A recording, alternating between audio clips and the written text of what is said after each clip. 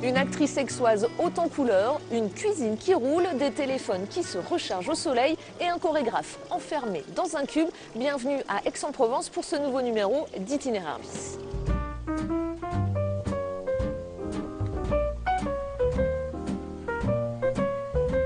Qui n'a pas rêvé un jour de passer sa retraite à l'ombre des platanes d'Aix-en-Provence en écoutant l'eau s'écouler d'une des 23 fontaines de la ville, ou bien d'y faire ses études comme les 40 000 étudiants qu'ils font déjà. Dire qu'ici la vie est douce relève presque du pléonasme dans cette ville de 150 000 habitants qui a vu naître Zola et Cézanne, une ville qui recèle bien d'autres secrets. Suivez le guide. Elle est née à Aix, elle a tourné avec les plus grands cinéastes français et italiens, mais est toujours restée fidèle à la capitale historique de la Provence. Lelouch, Truffaut, Scola, Ferreri, une centaine de films à son actif, un des visages les plus connus du cinéma français, un franc-parler et un accent provençal qui la lie à jamais à la ville qui l'a vue naître. J'ai maintenant rendez-vous avec Andrea Ferriol.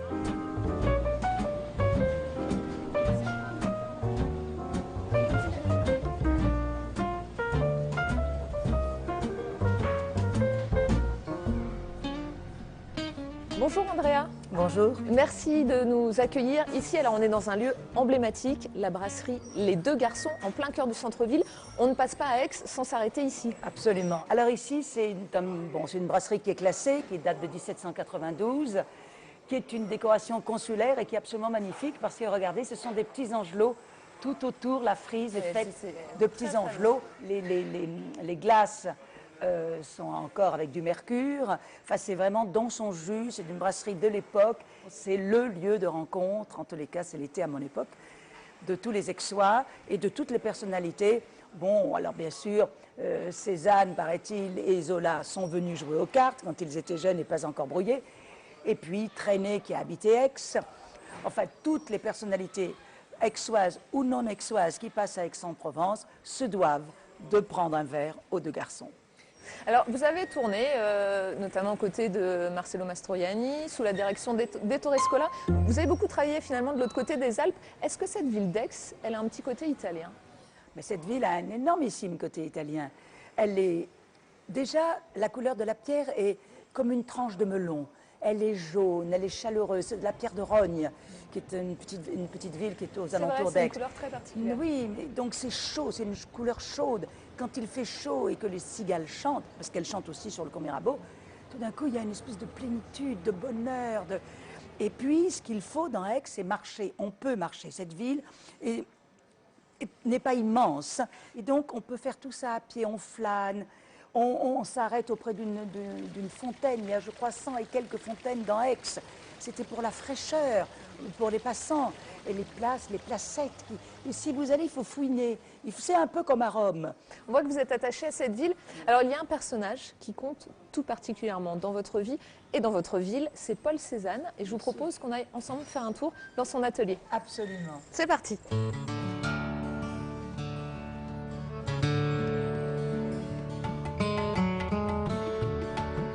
Du haut de ses 1100 mètres, elle domine la ville et invite à la méditation. Le promeneur, la montagne Sainte-Victoire, a été avant tout un sujet de prédilection pour Paul Cézanne, le peintre aixois. Fils de banquier, l'a dessiné à 60 reprises sous les lumières changeantes de la Provence. Cézanne, impressionniste, sera aussi et surtout l'un des précurseurs du cubisme. Incompris et boudé par les Aixois à son époque, il est aujourd'hui célébré.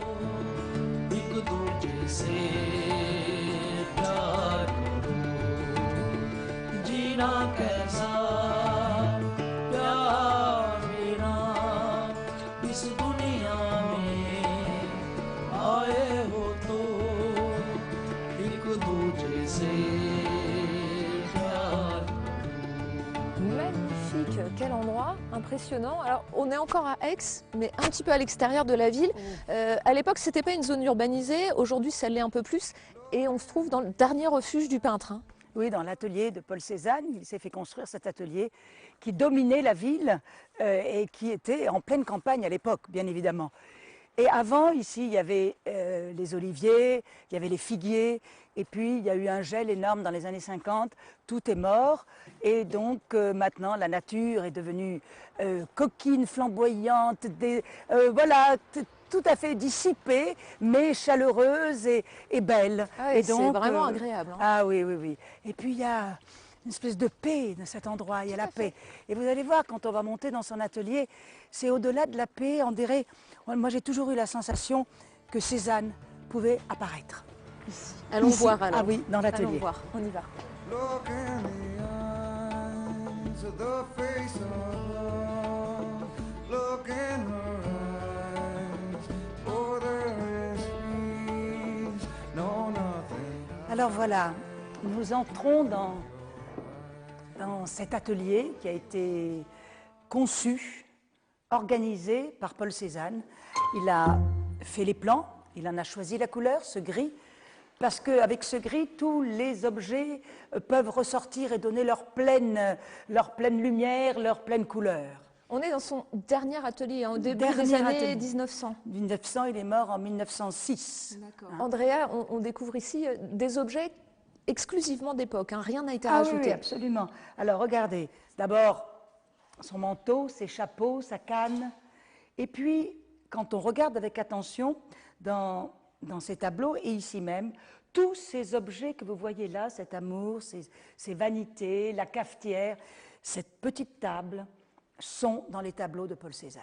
Donc on dirait qu'il va apparaître, il y a son poêle, on pourrait presque faire du feu et se dire on va se réchauffer comme Cézanne devait le faire. Ouais, vraiment impressionnant. Alors aujourd'hui, Paul Cézanne est célébré, et cela n'a pas toujours été le cas. À l'époque, on peut dire Aix, la bourgeoise, ne s'intéressait pas du tout à ce peintre qui est finalement mort dans l'oubli. Oui, il est mort, c'est surtout qu'Aix-en-Provence, la bourgeoisie et Cézanne, ça n'allait pas ensemble.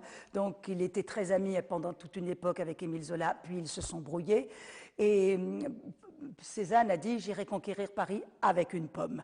Bon, et donc à l'époque aussi, il y a eu un directeur du musée Granet, et ce monsieur a dit « moi vivant, aucun Cézanne ne rentrera au musée ». Et heureusement, en 2006, nous avons fêté à Aix-en-Provence, et Aix-en-Provence l'a très bien fêté, les 100 ans de la mort de Cézanne, avec une immense et merveilleuse exposition au musée Granet. Et ça a été, je crois, des centaines de milliers de visiteurs, car il y a eu des tableaux qui sont venus du monde entier, et c'était absolument magnifique. Et lui a redonné sa place. Tout d'un coup, on lui a redonné sa place, on l'a fêté, on l'a choyé, et c'est vraiment l'enfant d'Aix-en-Provence, et c'est vraiment grâce à lui, comme je vous le disais, qu'Aix-en-Provence est Aix-en-Provence. Merci Andrea, et avant de se quitter, c'est la tradition, une petite photo, un selfie dans l'atelier de Paul Cézanne. Ah génial, génial. Vous n'en avez encore jamais fait, je suis Non, sûre. absolument pas. Alors je vous propose avec la grande échelle. Alors, Alors. Faut bien cadrer, hein, c'est ça le... Ah, ouais. Et attention, sourire.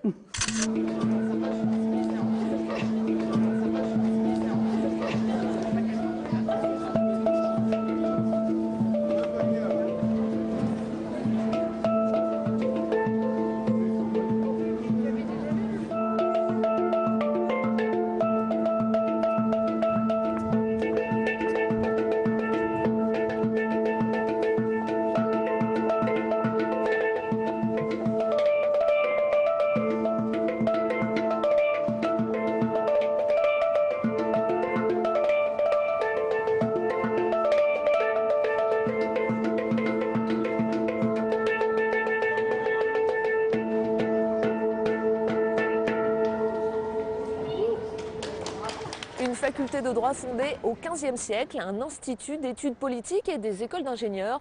On ne peut pas parler d'Aix-en-Provence sans parler de ces 40 000 étudiants. Ça tombe bien, on a passé un bout de soirée avec eux pour leur demander ce qu'ils pensaient de leur ville. C'est petit, on s'en lasse vite et la mentalité est spéciale. C'est un peu bourgeois quand même comme ville, du coup forcément après à notre âge, enfin les jeunes sont un peu genre ah mon sac, gna gna gna. D'abord les femmes sont très jolies. En plus l'université est excellente. J'ai quitté Aix parce que les loyers sont trop chers à Aix déjà, ça c'est sûr. Ouais, c'est très bourgeois et ça coûte très cher. J'étais parisien à l'origine et j'habite ici depuis 7 ans, 8 ans. Alors, le bilan, vous remontez à Paris? Non, jamais. Définitivement jamais.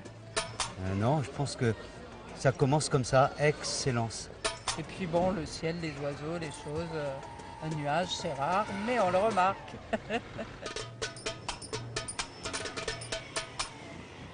Me voici à présent au cœur du tout nouveau quartier d'Aix-en-Provence, Sextus Mirabeau, à quelques centaines de mètres seulement de la monumentale fontaine de la Rotonde. Ici, pas d'hôtel particulier, pas de vieilles pierres, seulement des bâtiments signés par des architectes contemporains renommés. J'ai maintenant rendez-vous avec Angelin Prejlocage, un des chorégraphes français les plus célèbres, installé à Aix depuis près de 20 ans.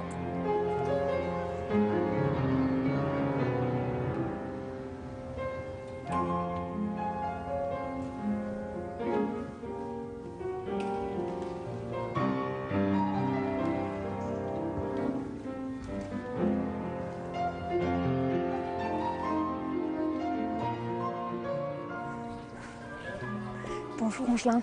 Bonjour. Merci de nous accueillir dans ce pavillon noir.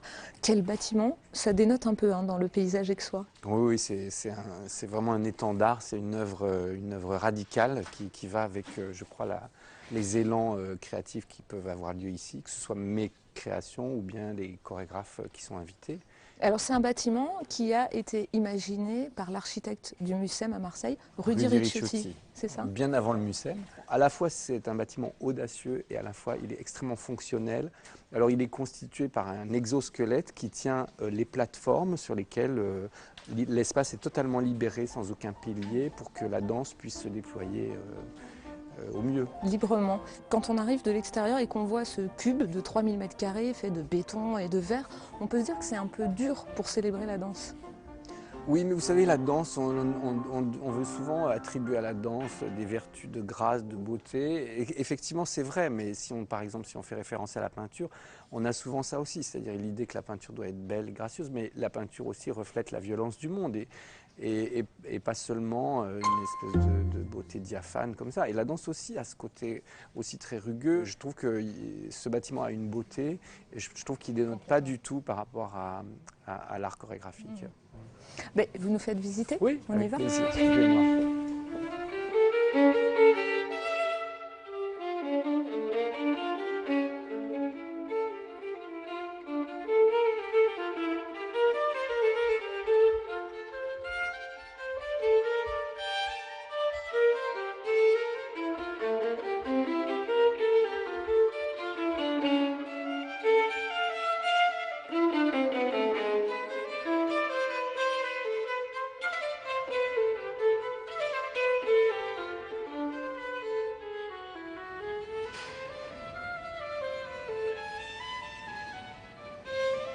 Je vous suis, Angelin.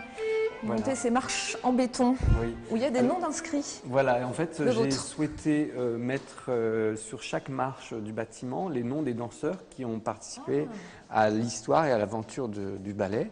Et donc, chaque danseur a apporté à l'édifice sa pierre et a permis la construction. Très joli du- symbole. Oh, et la scène de cette salle de spectacle dans les antres du pavillon noir. Oui, dans les entrailles du pavillon noir, on trouve cette salle de spectacle magnifique qui est un des éléments forts de ce bâtiment, puisque c'est un des seuls centres chorégraphiques nationaux qui a sa propre salle de spectacle. Alors, vous êtes à Aix maintenant. Quel lien vous avez avec les Aixois, avec ses habitants? J'ai un lien très fort parce que d'abord je vis et je travaille à Aix depuis 20 ans quasiment, et puis j'ai créé une cellule qui s'appelle le Guide. C'est un petit gimmick qui veut dire qui est le groupe urbain d'intervention dansée, et son rôle c'est 6 danseurs un peu qui vont dans les hôpitaux, les écoles, les lycées, les places de village, apporter la danse évidemment dans des endroits où elle ne va pas Où elle ne va forcément. pas. Je suis parti du principe que c'était souvent les gens qui venaient vers la danse en allant dans les théâtres et rarement la danse qui va vers les gens. Et donc j'ai créé ce groupe et ça a créé un lien très très fort avec la ville et la région. Et ça n'a fait qu'agrandir le public de la danse. C'est précieux pour vous. Vous parlez d'emmener la danse dans la ville. Je ne sais pas si vous le savez, mais juste à côté d'ici, il y a un hôpital psychiatrique qui utilise la culture. Le 3 bis F. Exactement, pour accompagner les malades. On a été à leur rencontre. Oui. On y va tout de suite. Un hôpital comme lieu de création. Preuve que la culture peut servir à autre chose qu'être ému ou surpris. Depuis 30 ans, grâce à une femme, ce pavillon de l'hôpital psychiatrique Montperrin accueille des artistes et associe les patients à la création d'œuvres. Ce qui en fait sa particularité, c'est la double adresse, le fait de s'adresser aussi bien à des personnes hospitalisées que non hospitalisées, l'idée de faire rentrer à l'intérieur de l'hôpital des gens de la cité, et puis d'être aussi, on est un lieu qui s'intitule d'art contemporain, c'est-à-dire de proposer à des artistes d'utiliser l'espace pour leur démarche de création vive. Le pavillon 3 bis F, c'est son nom, est un projet sans équivalent en France, un service parmi les autres services de soins de l'hôpital. Et s'il n'est pas question de soigner par l'art, ce lieu qui est aussi un lieu d'exposition nous invite à changer notre regard sur la folie.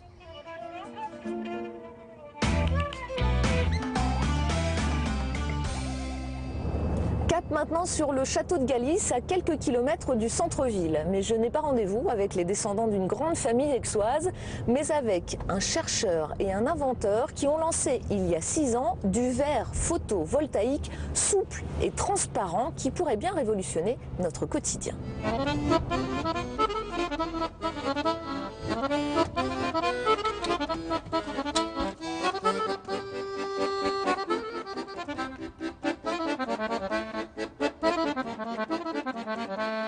Bonjour Ludovic. Bonjour. Alors nous sommes ici au château de Galice, à quelques kilomètres du centre-ville d'Aix. Pas très loin, vous avez vos laboratoires, la société Sun Partners, où vous fabriquez du verre photovoltaïque un peu spécial. Oui, en effet, nous fabriquons du verre photovoltaïque transparent, donc qui peut s'appliquer sur n'importe quelle surface pour apporter de l'énergie à des applications qui en ont besoin. Là, déjà, c'est une première mondiale. Aucune société n'a réussi aujourd'hui à aller à des transparences au-dessus de 50%. Ça donne ça, hein, c'est ça cette petite vitre. Je vous laisse la prendre parce que c'est très fragile. Oui, en effet, c'est... Là, c'est complètement transparent, on voit rien. Il y a des cellules photovoltaïques ici. Là. Exactement, donc ça c'est une cellule photovoltaïque, hein, donc un panneau solaire transparent et qui, lorsqu'on le met à la lumière, eh bien, permet de convertir la lumière en électricité, donc de produire de l'énergie. Et qui va pouvoir se poser notamment sur quoi? Un téléphone portable? Exactement, donc on va pouvoir le poser sur un écran de téléphone portable comme celui-ci. Donc vous voyez qu'on voit parfaitement l'écran, hein, donc il n'y a pas d'impact visuel sur l'écran. Et donc exposé à la lumière, l'énergie est transformée en énergie électrique qui recharge la batterie du téléphone. Avec 1 minute au soleil, eh bien, on peut avoir 1 minute d'usage, par exemple, pour écouter de la musique. 1 minute au soleil, c'est 1 minute de batterie, en gros. C'est 1 minute d'usage de musique, où ça va être 10 minutes au soleil, vous allez pouvoir avoir un appel de 2 minutes. Vous êtes en train de me dire que vous avez dans vos mains un téléphone qui se déchargera plus jamais? Alors il se déchargera quand même, mais en fait c'est un complément énergétique qui permet de sécuriser certaines applications. Alors ce téléphone, vous l'avez fait avec le géant chinois Alcatel, c'est un prototype. Là vous en avez un autre qui est déjà commercialisé, mais c'est un téléphone de luxe, il coûte 8 000 €. Ça veut dire que le téléphone avec des cellules photovoltaïques, on ne l'aura pas encore dans notre poche dès demain. Oui, parce que nous avons ici à Aix-en-Provence une ligne de pré-production, on fait des petites séries. L'avantage d'un téléphone de luxe, c'est qu'il est vendu en petites séries. Et donc c'est ce qu'on a fait avec Tageuer, ce téléphone. C'est un bijou ça. Voilà, c'est un bijou. En parallèle, en effet, le but c'est de lancer des produits en masse volume avec Alcatel, mais aussi demain avec d'autres marques. Alors, on a l'image d'Aix comme une ville de culture. Ici, vous développez vos laboratoires, vos recherches. Qu'est-ce que vous êtes venu trouver ici à Aix-en-Provence? Alors la raison pour laquelle on est arrivé ici, c'est qu'il y a un écosystème de la microélectronique. Il y a de grosses entreprises du CAC 40, Gemalto, ST Microélectronique, et puis des entreprises de l'environnement de la microélectronique comme Atmel. Et donc le fait de pouvoir s'installer ici nous a aidé aussi à recruter des équipes, hein, donc des équipes de chercheurs. On trouve ici aussi le CEA, qui est pas très loin d'Aix-en-Provence. Et les équipes du CEA nous ont aidés dans plusieurs projets pour développer l'entreprise. Vous êtes installé finalement quelque part dans la Sun Valley d'Aix? Voilà, c'est un peu ça, c'est une petite Silicon Valley provençale. Ludovic, vous avez commencé à quelques kilomètres d'ici dans un technopole révolutionnaire qui donne notamment sa chance à des petites entreprises.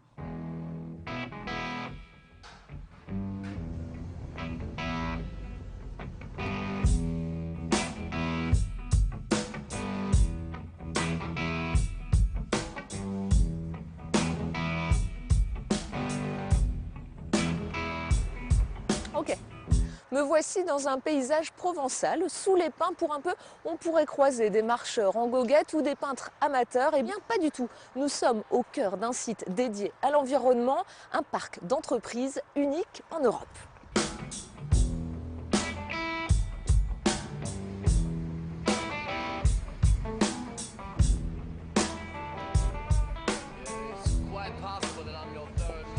Bonjour Frédéric. Bonjour. Quel drôle d'endroit pour des entreprises. Ici, il y a 80 ans, c'était des malades qui étaient installés. Effectivement, on était sur un ancien sanatorium qui appartenait au Conseil général des Bouches-du-Rhône, où on venait en fait quelque part respirer le bon air de la campagne pour les maladies pulmonaires quand on ne savait pas les soigner. Et c'est devenu un parc d'entreprises. Alors aujourd'hui, il y a 1500 emplois, exact. 200 entreprises qui sont dédiées à l'environnement au milieu de ce paysage provençal. Et vous avez été les premiers à travailler sur l'environnement. Effectivement, quand l'opération a été lancée, on va dire en 1995, ça a été l'année de la première implantation d'un grand laboratoire de recherche qui s'appelle le Centre européen de recherche et d'enseignement sur les géosciences de l'environnement. Et petit à petit, autour de ce laboratoire de recherche, des start-up, des pépinières d'entreprises et d'autres laboratoires de recherche sont venus s'implanter sur une thématique qui à l'époque n'était pas forcément une thématique que l'on pouvait penser être une thématique à vocation économique. À l'époque, on pensait que l'écologie était juste un sujet de préservation de l'environnement et on ne se doutait peut-être pas que derrière ça, il y avait toutes des filières autour des énergies renouvelables, autour de la gestion des risques naturels, des pollutions, des déchets, des pollutions de sol. Tout ça, ça représente beaucoup d'emplois et beaucoup d'innovation. Vous nous faites visiter pour voir un peu ce que ça donne et quelles entreprises il y a ici. Allons-y. On y va. Alors c'est un bâtiment exceptionnel, en pleine nature, il y a les pins de cette nature très provençale. Alors on va trouver quoi comme entreprise dédiée à l'environnement? Des choses très différentes? Alors effectivement, des choses très différentes, autant des entreprises qui travaillent dans le domaine des énergies renouvelables, comme notamment la société Nénuphar qui va développer des éoliennes qu'on va mettre dans les mers en offshore. On a des entreprises qui vont travailler sur la création de capteurs qu'on va mettre dans les voitures, qui vont analyser l'essence et permettre de réduire la consommation de sa voiture et la production de CO2. Ce sont des start-up qui sont, allez, on va dire, entre 1 et 30 personnes sur le site. Et l'objet même du Technopole, c'est de comprendre qu'ensemble, face à des grands groupes, on est plus fort. C'est ce qu'on vous souhaite, Frédéric. Merci de nous avoir accueillis ici. Nous, on va poursuivre notre visite à travers Aix-en-Provence. Merci Frédéric, à bientôt, au revoir. On connaissait le camion à pizza, la baraque à frites, venu tout droit des États-Unis. Le phénomène food truck et ses repas fabriqués dans un camion connaît depuis quelques années un succès bien français. Pas toujours simple pour eux de trouver un lieu où s'installer. À Aix, Christophe et Grégory leur ont trouvé une solution avec un site dédié.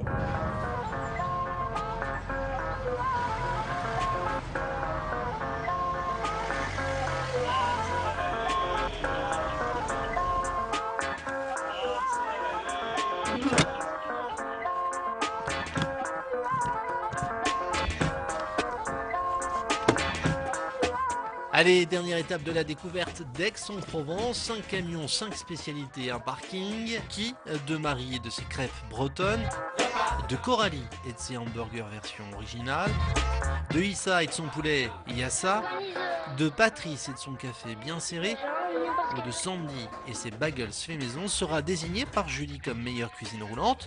Réponse après dégustation.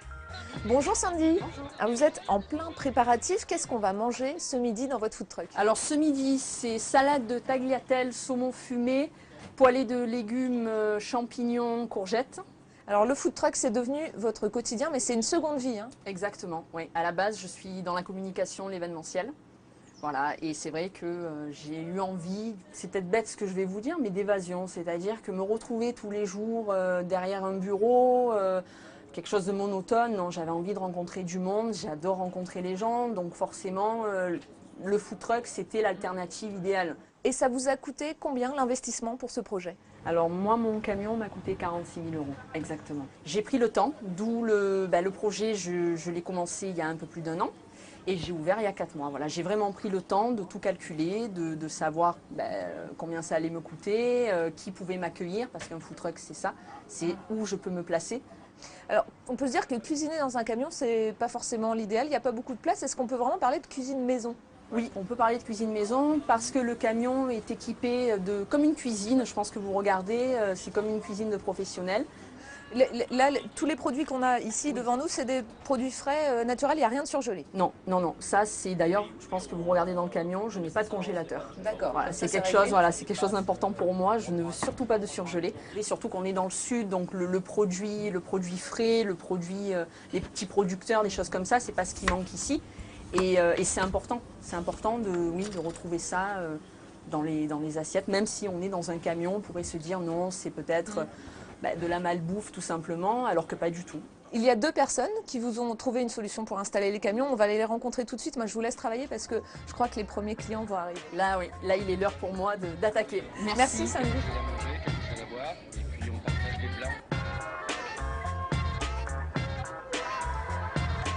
Une unité organisée, prendre des contacts avec les gens qui viennent de s'installer, leur parler du quartier.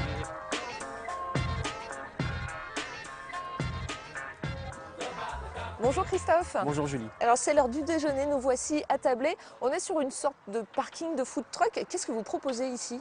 Alors on offre du choix, de la diversité et de la convivialité pour les clients. Voilà, plusieurs camions restaurants tous les jours viennent proposer leur préparation. Voilà. Du fait maison, du fait camion, que des produits frais. On offre du choix, de la convivialité pour les clients. Ils ont en général qu'1 heure pour déjeuner. Et voilà, ce qu'on essaye de leur offrir, c'est de faire une vraie coupure, de venir faire... ils viennent, ils déconnectent et ils retournent au bureau après, heureux. D'où est-ce qu'elle vous est venue, cette idée? C'est parti tout simplement de l'idée de faire notre propre camion. Et devant le problème d'emplacement, les mairies ne donnent pas d'emplacement, pas de loi, vide juridique, on s'est retrouvé à chercher notre propre emplacement, tout simplement. Parce que quand on est un food truck, on ne peut pas se garer n'importe où, comme ça, comme les vieux camions à pizza qu'on connaît? Non. Et vous, donc, vous leur proposez, ici, sur un espace privé, que vous louez, un emplacement, que vous leur louez également, c'est ça? Exactement. Voilà, le fonctionnement est simple, on a un vrai bail commercial et derrière, on fait de la sous-location. Ces camions, ils sont soumis aux mêmes obligations que les restaurants traditionnels en termes de droit, en termes d'hygiène? On a la même réglementation. Les règles sont les mêmes pour la restauration, qu'elle soit mobile ou fixe. Et en plus, nous, on est exigeants avec eux. On leur demande de signer une charte d'engagement de qualité. Et on a les mêmes règles d'hygiène voilà, et de produits. On a la même traçabilité, on a la même réglementation. On n'est plus dans la concurrence déloyale. Merci beaucoup Christophe. Alors moi je pense que maintenant on va le goûter ce bagel quand même. Du coup. Allez, bon appétit. Et après on se fait une petite photo. C'est la tradition dans l'émission. Allez. Alors on rassemble tout le monde pour la photo. Qui est-ce qui fait finalement la meilleure nourriture ici? Quel est le meilleur truck? On se resserre là, de faire une photo là. On se met sur 2 rangs. Allez, les filles devant, les garçons derrière. Ouais, bah voyons. Ça y est, la photo. Ah voilà, ça y est, j'ai tout le monde. Allez, 1, 2, 3. Si vous souhaitez poursuivre la balade à la découverte de cette ville, je vous propose 3 ouvrages. Le guide secret d'Aix-en-Provence, un guide insolite qui vous emmène à la découverte des lieux les plus improbables de cette ville. Ce livre, intitulé Pavillon Noir, sur la genèse du projet avec une série d'entretiens croisés entre l'architecte Rudy Ricciotti et du chorégraphe Angelin Prejlocage. Et enfin, ce dernier ouvrage, Nos voix d'espérance d'Olivier Nair aux éditions Des liens qui libèrent, un livre mais également un souffle d'optimisme et d'enthousiasme porté par 10 personnalités, de Pierre Rabhi à Nicolas Hulot. J'ai du temps. De temps en temps. On ne pouvait pas terminer cette émission sans vous proposer un dernier numéro de cirque, celui des Petites Étoiles du Siam, le Centre international des arts en mouvement qui a ouvert il y a un an, juste à côté d'ici. À très bientôt pour une nouvelle balade dans une France inattendue. On a tous une paire de canines, un menton, des zones érogènes, au moins 400 000 veines et de reins pour filtrer l'urine. Il y a des jours où on a la banane, d'autres où l'on a mal à l'âme et qu'on sache ou pas balayer. Le corps est poussière au final et notre pensée maximale a fait faner chaque pétale. On passe et pousse nos voisins en signe d'échec au mental. Alors on vit, on voit cette politique sans frein est un tapin de la finance à la solde de l'inhumain. Aujourd'hui l'ennemi se cache et détourne en serrant des mains. L'activité quasi totale d'honnête crève la faim. Agrippé aux règles si froides, il faut manger le lendemain. La capitulation se brode au fond d'un estomac sans pain. Le liquidateur a sonné la cloche de l'ajustement. Sont structurellement parlant, la loi du prince a dans tes dents. Le bistouri humanitaire n'a plus son effet placebo. La canicule et les tempêtes ont devant elles nos cerveaux. Les caméléons que nous sommes ont-ils aboli leur hormones? Ou dans les rues de nos métropoles a-t-on placé des bonbonnes d'un cocktail stimulant de phéromones et de bombes d'icônes griffes au ventre dans nos